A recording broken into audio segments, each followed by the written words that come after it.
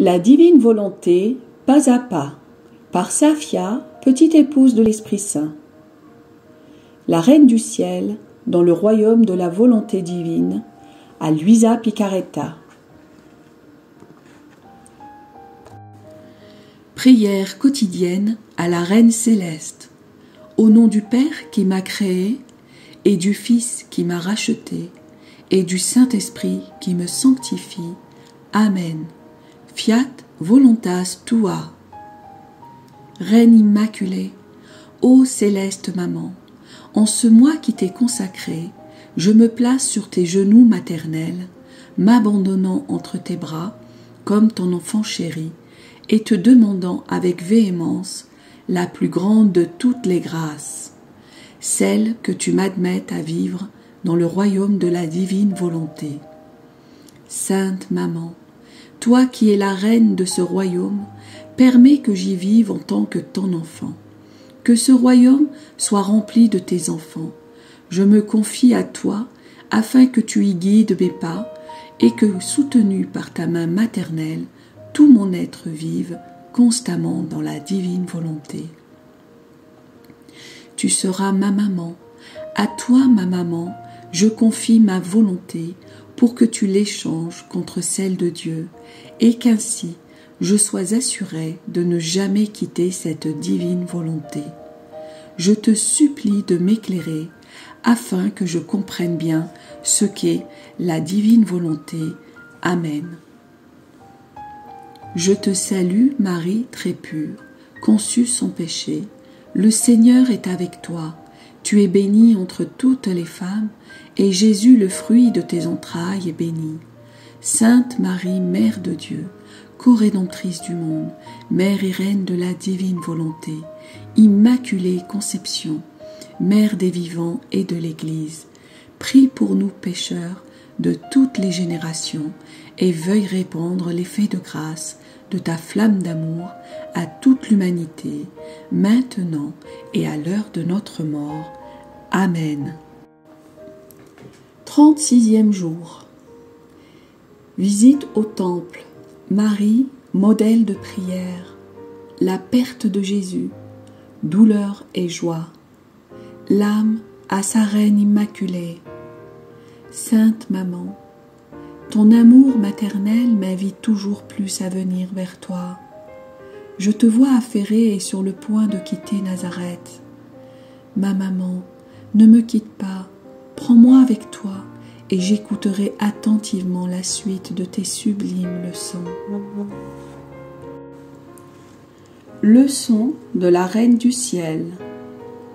Fille bien-aimée, fils bien-aimé, ta compagnie et le soin avec lequel tu écoutes mes célestes leçons, afin de m'imiter, sont les joies les plus pures que tu puisses procurer à mon cœur maternel. Je me réjouis parce que je peux partager les immenses richesses de mon héritage avec toi.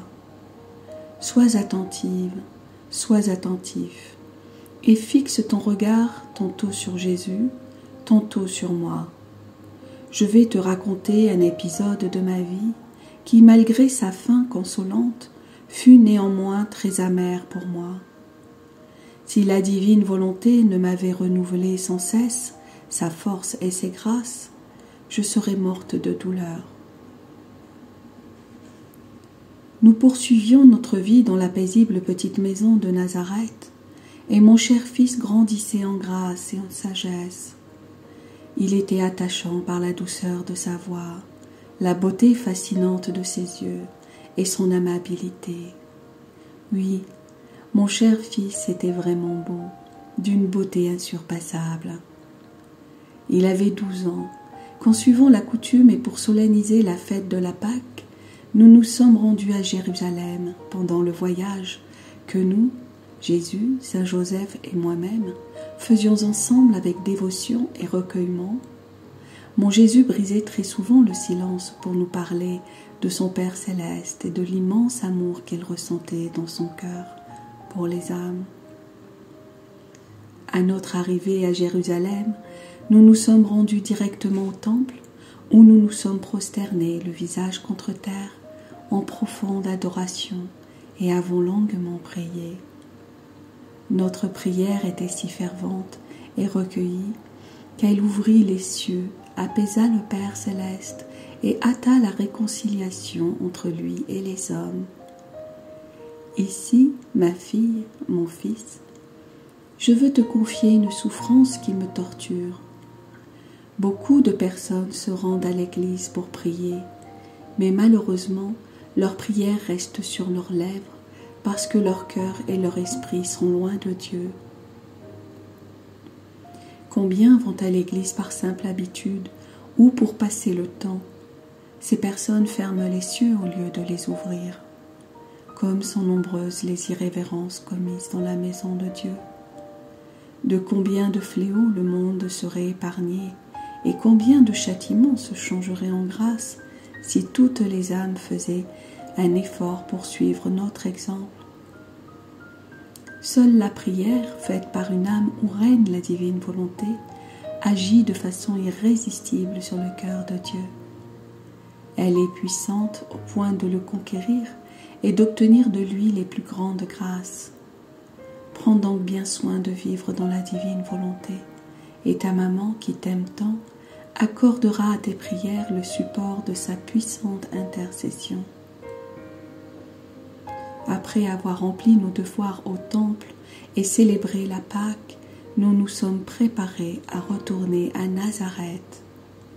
Dans la confusion de la foule, nous nous sommes séparés. Je restai avec les femmes et Joseph rejoignit les hommes. Je regardai autour de moi pour voir si mon Jésus y était, et ne le voyant pas, j'ai pensé qu'il était avec son père Joseph.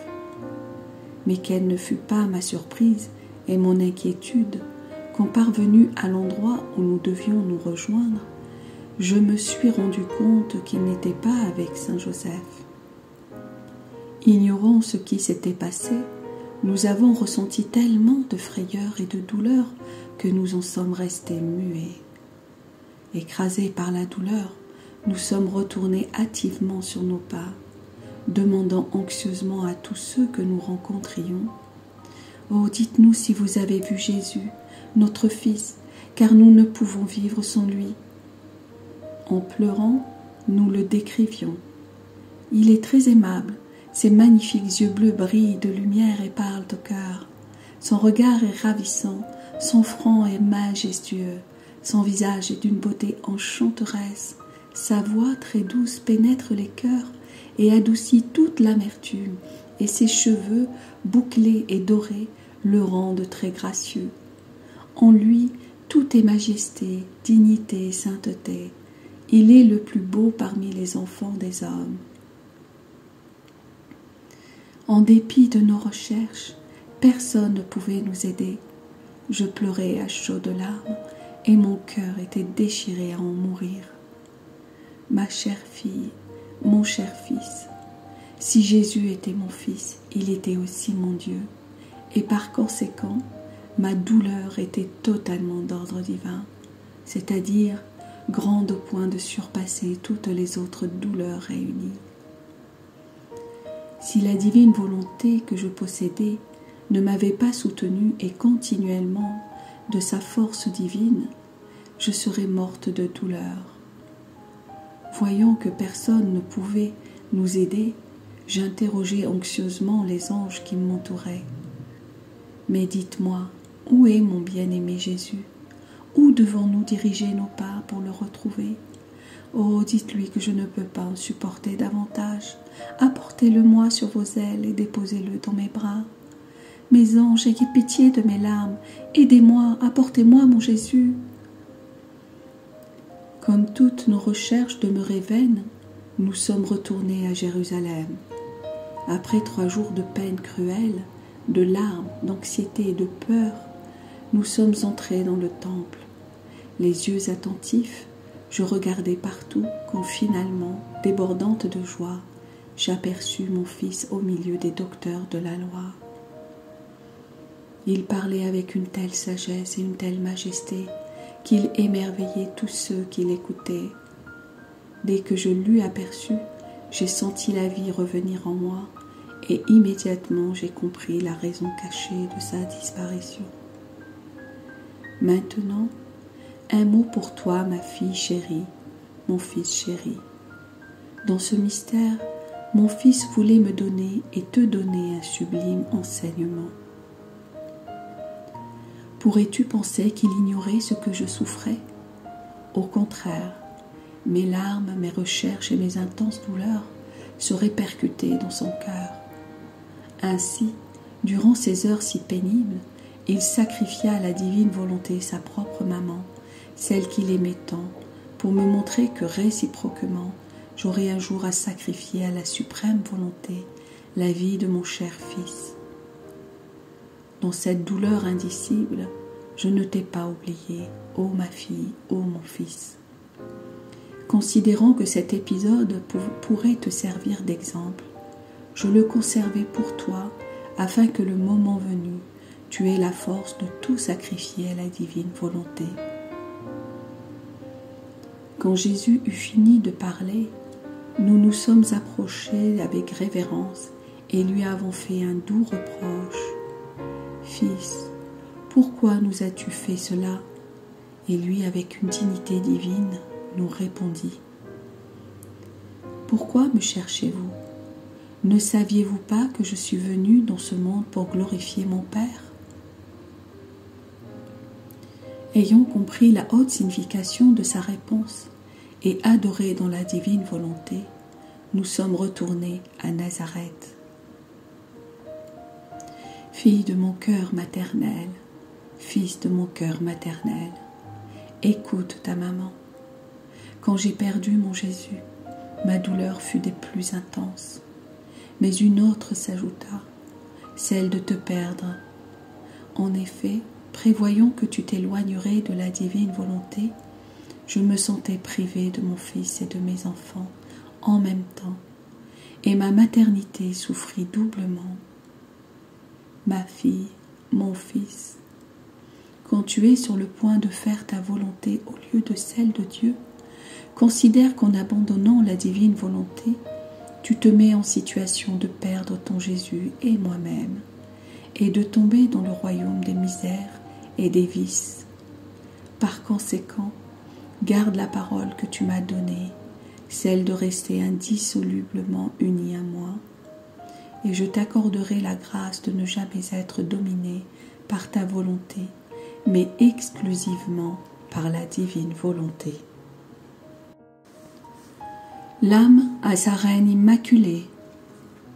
Sainte Maman, je tremble quand je pense à l'abîme dans lequel ma volonté est capable de me faire tomber.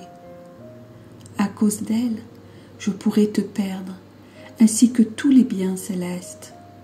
Maman, si tu ne m'aides pas et ne m'entoures pas de la puissante lumière de la divine volonté, je sens qu'il ne me sera pas possible de vivre constamment dans la divine volonté. Aussi, je place toute mon espérance en toi. J'ai confiance en toi. J'espère tout de toi. Amen. Petite pratique. Tu réciteras 3 Je te salue Marie en souvenir de l'intense douleur que j'ai éprouvée durant ces 3 jours de privation de mon Jésus. Oraison jaculatoire. Sainte Maman, fais que je perde ma volonté à jamais pour vivre uniquement dans la divine volonté. Amen. Fiat voluntas tua.